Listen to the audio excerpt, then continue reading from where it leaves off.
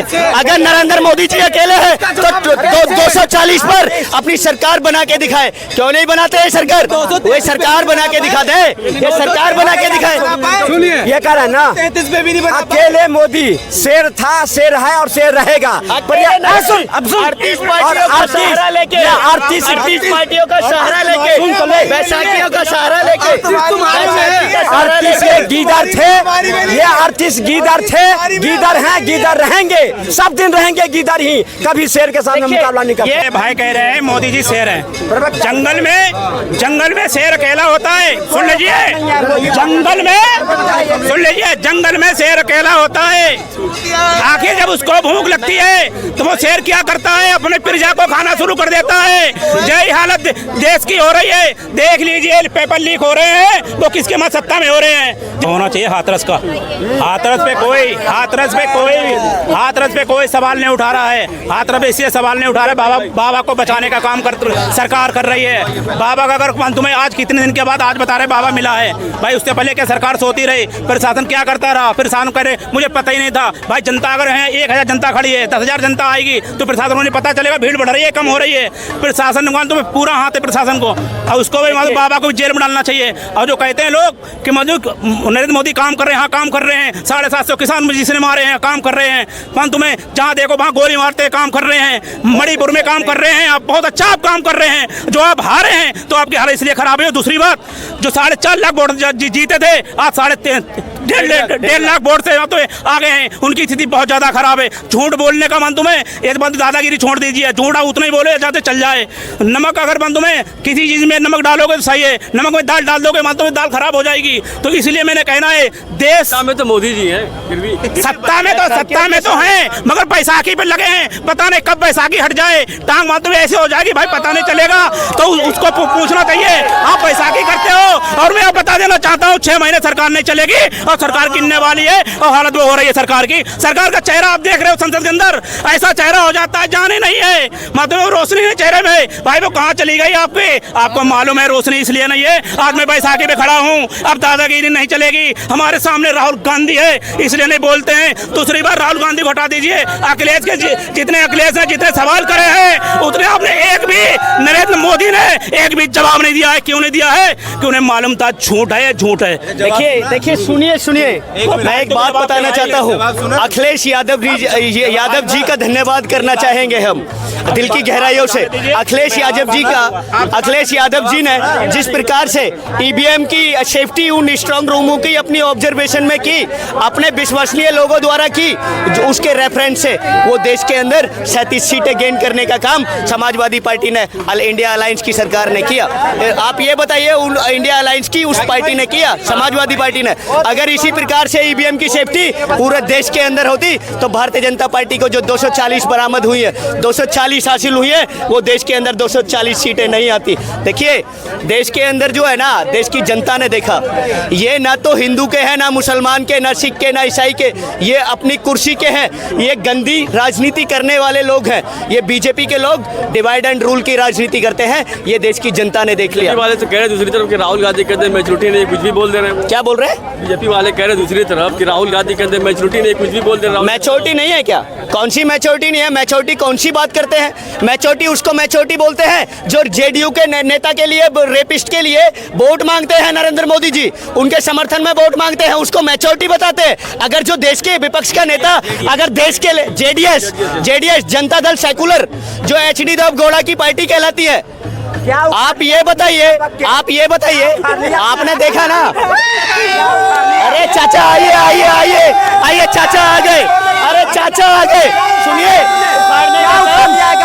का काम तो ऐसा किया, जो 400 पार का नारा भारतीय जनता पार्टी के लोग देश के अंदर दे रहे थे, उसको नीचे लाने का काम इस देश की जनता ने किया। मणिपुर के अंदर बहन बेटियों के साथ रेप्स होते हैं, आज तक प्रधानमंत्री वहां का कोई जायजा नहीं लेने जाते हैं, होम मिनिस्टर कोई जायजा नहीं लेने जाते हैं। होम मिनिस्ट्री की चेक पोस्ट 1.5 किलोमीटर पर बैठी हुई थी और वहां बहन बेटियों की इज्जत लुटती रही।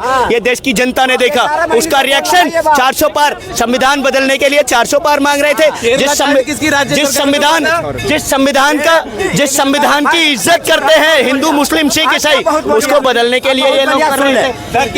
ये पूरे 12 महीने से मणिपुर इधर उधर बातें करते करते 12 महीने से देश की जनता को कोशिश करी गुमराह करने के, ये खुद आकर के कुछ भी नहीं हुआ। क्या उखाड़ लिया? कुछ ना उखाड़ पाएगा। अरे उखाड़ तो ये दिया जो भारतीय जनता पार्टी का 2019 में पूर्ण बहुमत हासिल हुआ था। 2014 में पूर्ण बहुमत अपनी बीजेपी की सरकार को, बीजेपी की पार्टी को खुद अपने स्टैंड अप हुआ था। जो उन्होंने गेन की थी सीटें, उसको डिक्रीज करके 240 पर लाने का काम इस देश की जनता ने किया। ये उखाड़ने का काम किया, अकेले पर डालने का काम किया। अकेले मोदी जितना लाया ना, अकेले ये 38 उसी में समा जाएगा। ये क्या बात करेगा ये? अच्छा, आप 38 की बात कर रहे हैं। आप आज सुनिए, ये लोगों ने बता दिया। कुछ लोग तो मैं यहाँ सुनता हूँ, इस प्लेटफॉर्म पे मैं सुनता हूँ बहुत लोगों की स्टेटमेंट। वो अपनी स्टेटमेंट में कहते हैं कि मोदी जी अकेले शेर है। चलो, इन लोगों ने तो कम से कम स्वीकार कर लिया कि मोदी अकेले शेर नहीं है। मोदी अगर सारे हैं तो 38 पार्टियों के सारे सरकार के अंदर मौजूद है, सरकार के अंदर प्रधानमंत्री बने हुए हैं। ये इन्होंने स्वीकार कर लिया। देखिए, अगर मोदी अकेले है, अगर नरेंद्र मोदी जी अकेले हैं तो 240 पर अपनी सरकार बना के दिखाए। क्यों नहीं बनाते हैं सरकार? वो सरकार बना के दिखा दे, ये सरकार बना के दिखाए।